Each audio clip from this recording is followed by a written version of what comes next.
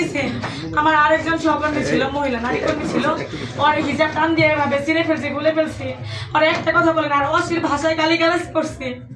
তারপরে ওরা একটা কথা বলছে, তারা নির্বাচন করা যাবে না, তো শালি করে মানে এমন অশ্লীল ভাষা বলছে, ওদের দিয়া ধানের শিশুরা আজকে ভোট চাওয়াবি, আজকে ভোট চাওয়া লাগবে, আর যদি না চায় ওদের পাটা ভাঙা ফেলাই দিন।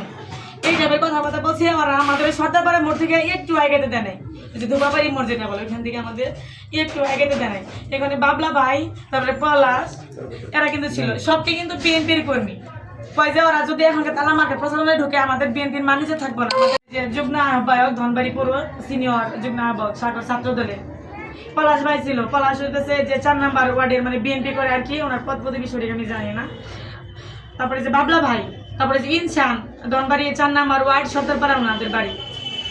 তো আমাদের একটা কথা, যাদের হাতে আমরা নারীরা নিরাপদ না, আমি নির্বাচন ইসির কাছে একটা কথা বলতে চাই যে আমরা এখনো সুষ্ঠু নির্বাচন আমরা চাইতেছি। ধনবাড়ি মধুপুরে মানে উত্তর টাঙ্গাইলকে সুষ্ঠুভাবে আমরা নির্বাচন চাই। এটা সুষ্ঠু শান্তি শৃঙ্খলার জন্য নির্বাচন হয়। আমরা ওদের হাত থেকে আমরা নিরাপদ না, বিশেষ করে মা বোন আমাদের ইজ্জত নিয়ে যেভাবে খেললো, এটা আমি তীব্র নিন্দা জানাচ্ছি। ভোট চাইতে গেছি, সেখানে আমাদের বলতেছে যে কি মাকে ভোট চাইতে আসছেন, যে তারা মাকে ভোট চাইতে আসছি। তো যা ভোট দিয়ে নানা বাসার একটা বলতেছে ভোট দিতে পারবো না। কেন পারবেন না? যে ভোট দিতে পারবো না, আমরা বিএনপি করি, স্বপন ফকিরের লোক, তো আমরা তাকে ভোট দিব। তাকে ভোট দিবেন, ঠিক আছে। আমি তো একটা হাইসা বলছি যে ঠিক আছে, তাহলে তার জন্য দোয়া করেন। কেন দোয়া করতে পারবো না? কেন দোয়া করতে পারবো না? যার জন্য তাকে ভোট দিব না, তার জন্য কেন দোয়া করবো?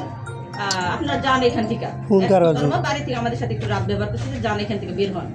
পরে আমরা যারা কয়েকজন ছিলাম সবাই এখান থেকে বের হয়েছি। তো কিছুক্ষণ আগানোর পরে লোকটা দেখি যে আমাদের পিছন পিছন আসতেছে, মানে আমাদের ফলো করতেছে।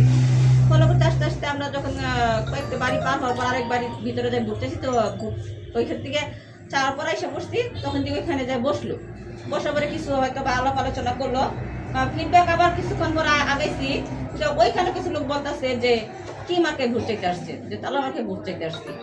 তো এখানে তো ওনার কোনো ভোট নাই, মানে অমুক তমুক অনেক কিছু বলছে আর কি, মানে একতরফা রাব বিহেভি করছে। তো এখানে রিটার্ন কিছু বলি নাই, কিছু না বললে চুপচাপ চলে আসছি। তো আমার কথা একটাই যে কর্নেল আজাদ সাহেব উনি তালামার্কা এমপি পদে টাঙ্গাইল 1 আসনে স্বতন্ত্র প্রার্থী থেকে দাঁড় হয়েছে। তো ওনার তরফ থেকে যখন আমরা ভোট চাইতে যাই, ওনাকে ভালোবাসি বিদায়, শ্রদ্ধা করি বিদায় আমরা ওনার তরফ থেকে ভোট চাইতে যাই, সেইখানে কেন বিএনপি নেতা কর্মীরা আমাদের বাধা সৃষ্টি করে? এটা কি কারণে করে? এটা তাদের কাছে আমার একটা প্রশ্ন। এরকমই ওনারা যদি এরকম হয়, তাহলে ওনারা দেশ চালাবে কিভাবে? কিভাবে চালাবে দেশ?